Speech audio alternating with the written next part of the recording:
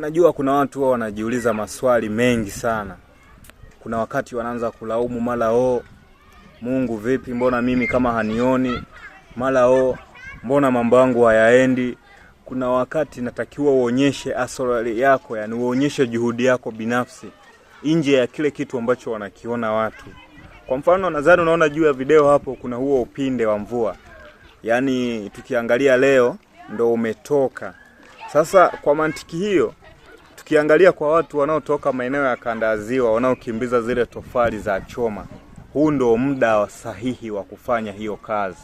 Wanangu wa KC Kachwamba, wanangu wa maeneo ya Katoro Geita na maeneo mengi wanaofanya hii shughuli, huu ndo muda wenyewe sasa ambao unapaswa kukifanya hiki kitu.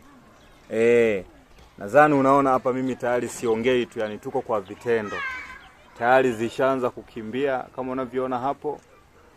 Yani zinakimbia kama kawaida. So usipoteze muda. Fanya linalowezekana, usilaumu Mungu. Mara Mungu sijui mimi anioni. Achana na hayo mambo, hizo zana zilishapitwa na wakati.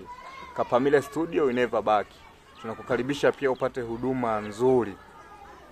Kapamile Studio. Matawi yetu bana. Kuna moja linapatikana Kasenga maeneo ya Biharamulo. Studio safi kabisa inaitwa Kapamile Studio. Utarekodi nyimbo ya audio, utashoot video. Yani tunafanya nyimbo zote. Tawi la pili utalikuta maeneo ya Nemba Kabanga. Ukifika pale Kabanga Tusento utakuta kuna studio pia ipo inaitwa Kapamile. Utapata huduma nzuri kabisa zenye kupendeza na safi na bora. Lakini pia tawi jingine liko maeneo ya Katoro, yani wewe ukifika CCM tukolo kwa namba zetu 0765795101. Hapa ndo penyewe sasa kwenye shina kuu la Kapamile Studio. Lakini pia kwa watu walio maeneo ya Geita, Mwatulole, nao pia watutafute kwa hiyo namba. Tuko hapo maeneo ya Mwatulole Geita.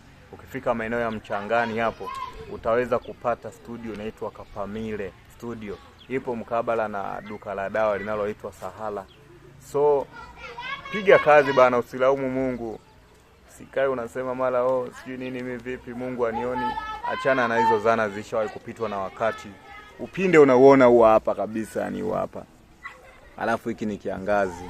Eti unakaa unabunga unasema Mungu akuoni. Achana na hizo mambo bana.